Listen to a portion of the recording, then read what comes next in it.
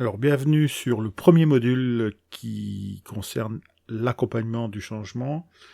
Premier module consacré donc aux mutations dans les entreprises. Alors, les mutations, on va voir un petit peu en quoi ça correspond et comment elles se créent. Donc, source de ces mutations, alors qui sont des sources externes.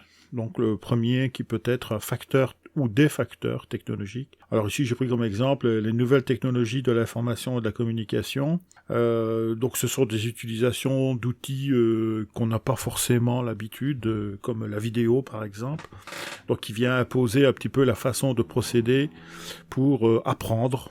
Donc la vidéo qui devient de plus en plus importante dans les systèmes de formation par exemple.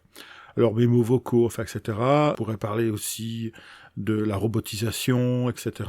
Voilà, donc ces facteurs-là viennent ou peuvent changer les organisations de société de manière générale et également les organisations d'entreprise, puisque aujourd'hui on parle d'industrie 4.0, donc qui va demander une nouvelle mutation en fait des compétences des salariés qui sont déjà en poste aujourd'hui. Alors les facteurs économiques également. Donc les structures économiques peuvent modifier aussi la façon dont on va appréhender le changement. Et donc le changement, ça veut dire qu'il va y avoir un aboutissement en fait. Et on s'aperçoit que la quantité, enfin pas la quantité, mais disons la quantité d'argent déjà mis sur la table pour créer des entreprises ou des groupes devient extrêmement importante, notamment lors de rachats par exemple. Les groupes deviennent de plus en plus importants au niveau de taille, et donc il y a une modification de structure d'organisation des entreprises qui est due à des facteurs purement économiques. Alors pour des raisons fiscales par exemple, voilà, c'est un des exemples sur lesquels on pourrait s'appuyer. Alors les facteurs d'environnement, c'est un petit peu tout ce qui peut être considéré comme extérieur. Alors ici, j'ai pris, dans le cadre de l'entreprise, des facteurs d'environnement comme la sécurité, la qualité, l'environnement, la responsabilité sociétale des entreprises, etc., etc. Voilà, des choses nouvelles, qui viennent se greffer et qui viennent en fait de l'extérieur dans le sens où c'est la société qui change le comportement des consommateurs, le comportement des citoyens changent et donc mettent la pression sur des gouvernements qui eux-mêmes mettent la pression sur les personnes, donc on peut retrouver sur des éléments juridiques par exemple. Alors les facteurs sociaux, alors là c'est carrément des mentalités qui peuvent changer, donc vous savez tous que on a aujourd'hui une catégorisation des jeunes avec génération Y, X, Z, voilà, donc on sent très bien qu'il y a une modification, une adaptation. La société, l'entreprise doit s'adapter à ces modifications de mentalité, de comportement, et par voie de conséquence, ça fait partie d'un changement, alors qui lui n'est pas aussi, comment dirais-je, il ne faut pas se décréter, donc c'est quelque chose qu'on subit, et par conséquent, il faut pouvoir réagir rapidement par rapport à ça. Et enfin, donc ici, donc les mutations ont un impact sur les acteurs. Alors, ça fait un petit peu bizarre de dire que ça a un impact sur les acteurs eux-mêmes. En fait, les mutations qui peuvent être provoquées par les citoyens leur reviennent un petit peu comme un boomerang par l'intermédiaire du groupe ou des groupes. C'est-à-dire que le comportement individuel additionné revient sur le groupe, vient agir sur l'ensemble du groupe.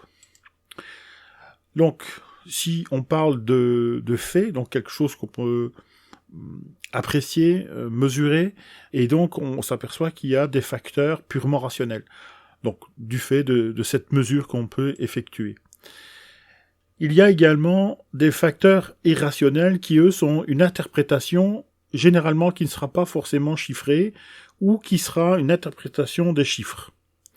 Alors, qu'est-ce que ça veut dire ? Ça veut dire simplement que quelquefois, si je dis qu'il y a 15% de chômeurs, ou de gens qui sont dans la pauvreté, on va dire, eh bien, ça veut dire quand même qu'il y a 85% des gens qui travaillent. Donc, tout est affaire d'interprétation par rapport au référentiel qu'on s'est donné. Donc, le facteur rationnel va nous donner une perception donc comparative, Et donc là, on va revoir évidemment le facteur irrationnel qui va venir se mettre dedans. Donc ici, la perception comparative, il nous faudra un référentiel. Donc par rapport à quoi est-ce qu'on veut faire un changement? Alors généralement, c'est par rapport au passé, et donc on va comparer les deux.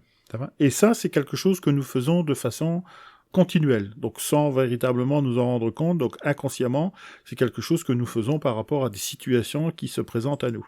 Alors, dans le facteur irrationnel, le danger, c'est la perception émotive, c'est-à-dire que là, on va réagir soit par la peur, par exemple, mais aussi par l'enthousiasme débordant. Donc il n'y a pas de limite en fait dans la perception émotive, et quelquefois ça peut complètement déstabiliser une organisation. Donc il faudra faire extrêmement attention à ça, notamment lorsqu'on va proposer un changement à effectuer. Il faudra pouvoir être en mesure de mesurer entre guillemets cette perception émotive. Dans la perception comparative, donc là qui est plus basée sur le rationnel, on aura la possibilité d'avoir une réaction avec un certain temps, donc on va appeler temps de recul ici, mais un temps qui est non pas forcément mesurable. C'est-à-dire que ça va dépendre des organisations et de leur expérience dans le domaine qui va être soumis. Donc si par exemple je soumets un changement où il n'y a absolument aucune expérience comparable, là ça va être la catastrophe, puisqu'en fait les gens vont carrément paniquer. Voilà, donc pourquoi? Parce qu'ils n'ont qu'un point de référence, et donc ils ne savent pas du tout ce qui va se passer, et là vous laissez libre cours aux émotions, et donc l'émotion, elle va créer des situations complètement inexistantes, et on pourra difficilement récupérer un petit peu, réguler les différentes actions prises par les groupes lorsqu'ils ont pris des décisions de façon émotive.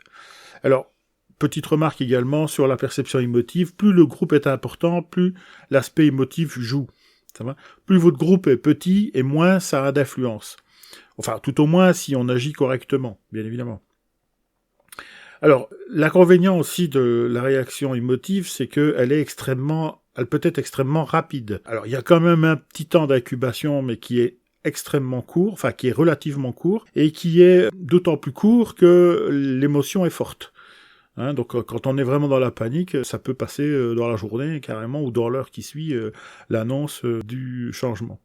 Donc dans les deux cas, bien évidemment, il y a des activités, des actions qui sont menées, et elles n'ont pas évidemment le même but.